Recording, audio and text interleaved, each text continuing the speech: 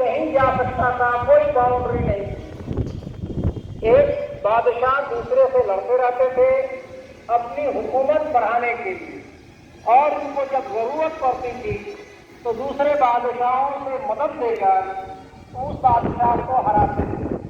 یہ سبھی آپ کو تاریخ میں باتیں بتائی جاتی ہیں، اس کو اسی پس منظر میں دیکھنا چاہیے۔ ایک بڑا انقلاب آتا ہے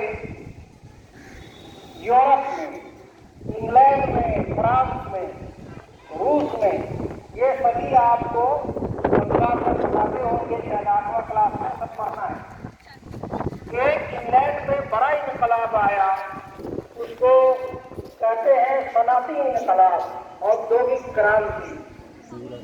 اور ایک بڑا انقلاب آیا، وہ ہے دھرم سدھار آندولن، مذہبی اصلاح کی تحریک چلی۔ اس دونوں تحریکوں نے انگلینڈ پر بہت زبردست اثر ڈالا، اور وہاں کے لوگوں میں بیداری آئی، اور وہ پوری دنیا میں پھیلنے لگی، اور دوسرے ملکوں پر بھی جانے لگے۔ ہم وہیں سے بات شروع کرتے ہیں۔ تو وہ ان کو وہاں مال پیدا کرنا سامان، تو جو سامان بنے گا کہاں ملے گا سامان؟ سامان بنائیں گے تو بازار لے جائیں گے، تو بازار کی تلاش میں وہ ان کو ڈھونڈنے لگے، اس میں اپنے ملک میں بھی آئے۔ جس زمانے میں انگریز آئے اپنے ملک میں، وہ جہانگیر کا زمانہ تھا۔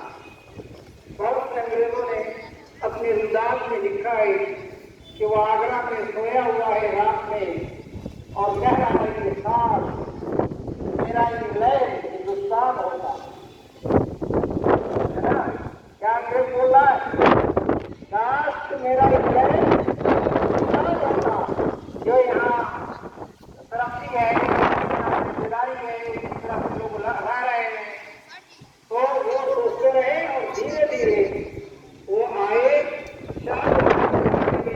انہوں نے یہاں تجارت کے لیے پرمیشن لیا، آرڈر لیا، بادشاہ کی بادشاہ تجارت کیجیے۔ اس کے بعد آتے آتے اورنگزیب کے زمانے میں انہوں نے تجارت بڑھائی، لیکن کچھ شرارتیں بڑھائی، تو اورنگزیب نے اس پر پابندی لگا دی۔ بہت سی کہا کہ نہیں، آپ تجارت نہیں کر سکتے۔ پھر اس نے گزارش کی کہ نہیں، اب کچھ ہوگا، ایسا ہوگا، ویسا ہوگا، معافی بھی مانگے، تو پھر ان کو تجارت کا پھر اجازت دے دی گئی۔ وہ اپنے ملک میں پھر ہندوستان میں تجارت کرنے لگے۔ وہ ایسٹ انڈیا کمپنی وہ بنائے تھے انگلینڈ میں، یہ سبھی معاملہ کمپنی سے تھا، انگلینڈ کی حکومت میں نہیں تھا۔ آج یہیں پر بات ختم کرتے ہیں، پھر دوسرے روز۔